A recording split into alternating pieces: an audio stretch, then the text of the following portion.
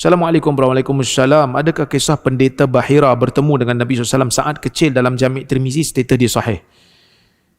Tuan-tuan bisa dengar cerita, Nabi bila pergi ke Syam, Nabi bertemu dengan Bahira ataupun Buhaira, iaitu padri yang beragama ahli kitab, yang mana bila dia tengok Nabi daripada jauh dengan Abu Talib, dia pun, masa tu Nabi kecil lagi kan, Nabi muda lagi, so dia pun tengok ada awan payung Nabi dengan rombongan tu, maka dia pun turun, dia tengok Nabi, dia tanya, siapa bapak budak ni?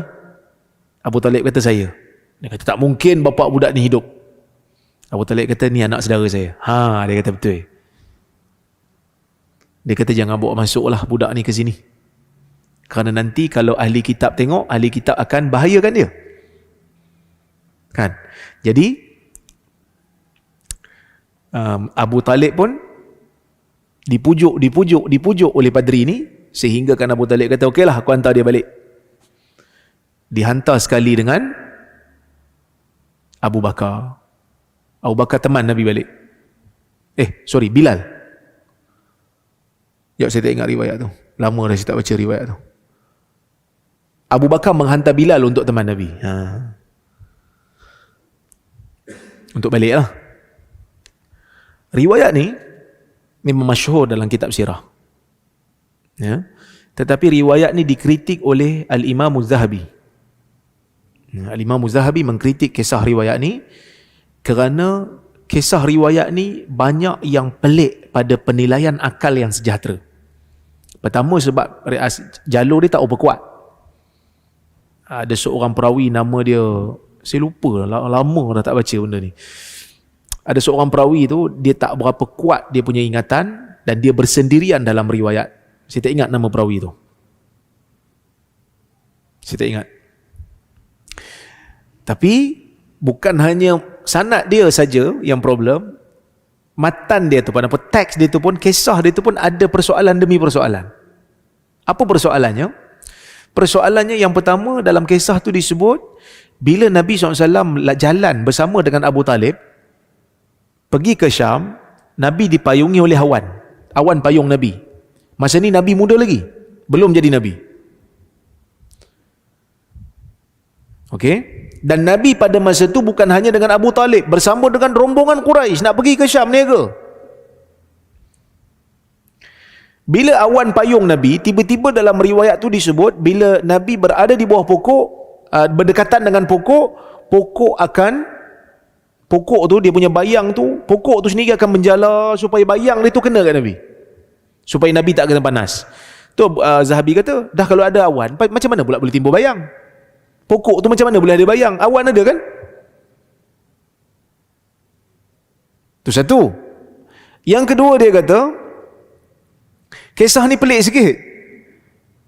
Sebab Abu Talib bawa Nabi pada ketika itu, Nabi tengah muda. Abu Bakar muda lagi pada Nabi. Bilal lagi muda. Dah macam mana Bilal boleh berteman Nabi pula? Tak mungkin, Bilal pun kecil lagi masa tu. Dia kata betul-betul mungkin Bilal pun tak hidup lagi, tak muncul lagi, tak lahir lagi. Itu yang kedua. Yang ketiga, dia kata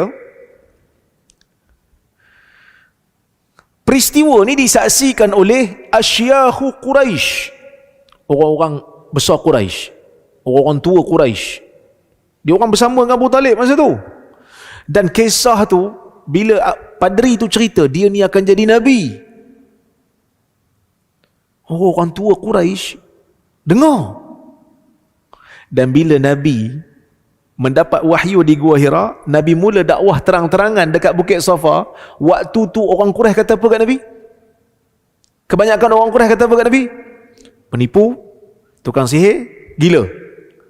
Kenapa sekali pun Nabi tak pernah kata dalam dakwah dia, kau tak ingat ke dulu masa dekat Syam kita sama-sama jumpa padri tu, dia kata aku akan jadi Nabi. Sekarang ni lah.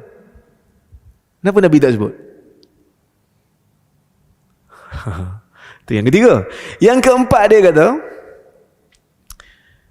dia tak bagi Nabi masuk ke Syam takut membahayakan Nabi. Tapi kenapa lepas daripada Nabi dewasa, Nabi meniaga barang Khadijah, Nabi pergi balik. Dan tak ada apa pun jadi pada Nabi masa tu. Jadi persoalan-persoalan ni menyebabkan Al-Imam Az-Zahabi mengatakan kisah ini nak kata sahih tu problematik sikit lah. Timbul tanda tanya. Jadi ada yang terima kisah ini, ada yang tak terima, yang tolak, ada yang terima. Tapi yang pelik-pelik ni dia kata, yang ni memang tak sahih lah. Tapi kisah tu sendiri memang ada. Wallahu ta'ala a'lamu bissawab. Jadi itulah kisah cerita pasal Bahira ni. Tapi Ustaz, kita dah dengar cerita ni lama Ustaz, tiba-tiba Ustaz kata tak sahih pula. Biasalah tuan-tuan, kajian kan? Kan, kajian memanglah macam tu.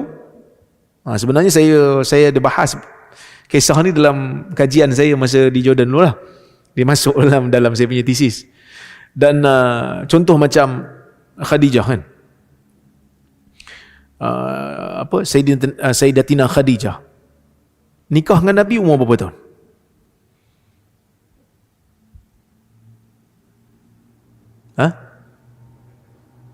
Kan dulu saya sebut kan, ada yang kata 40, yang tu biasa lah. Ada yang kata 20-an, ada yang kata 20-an, ada yang kata sama umur dengan Nabi SAW. Ada orang bila dengar macam tu, saya hurai dalam satu kuliah dulu dekat satu negeri lah. Saya ganti orang masa tu. Ustaz tu telefon saya cuti masa tu kan. Masa tu saya tak habis belajar lagi. Dia telefon saya cuti. Dia kata, ente cuti? Cuti. Tak ada buat apa ni? Tak ada. Kuliah pun tak ada. Ganti. Kita pun ceritalah sikit. Maklumlah, baru orang kata apa? Tengah semangat lagi masa tu kan. Kita pun share lah benda tu. Saya kata ada dua pendapat. Setakat yang saya baca ada dua lah. Ada yang kata 40, ada yang kata 20-an. Nampak yang 40 ni dari sudut sanad tak apa kuat. Yang 20-an ni kuat lagi. Sebab 40 ni riwayat Waqidi. 20-an ni riwayat Ibnu Ishaq. Waqidi dengan Ibnu Ishaq kuat lagi dari sudut ingatan tu. Yang keduanya logik pun ia juga. Sebab Nabi SAW anak dengan Khadijah ramai. Orang umur 40, dia tak berapa nak produktif lagi dah. Kan? Lepas pada kuliah, imam pun, saya pun dah masuk dalam kereta. Sebelum masuk dalam kereta tu, imam tu marah kat saya. Siapa panggil ni? Ustaz Wahabi datang sini. Jenuh pula saya. Saya nak keluar daripada kereta dah masa tu kan. Tapi orang yang bawa saya kata, saya ingat lagi Haji Sufyan. Masa tu Haji Sufyan dia sekarang dah meninggal lah, rahimahullah. Dia kata tak payahlah Ustaz, tak payah gaduh lah. Kalau Ustaz gaduh dengan dia orang tua, nampak Ustaz salah juga. Saya kata tak apalah. Okay.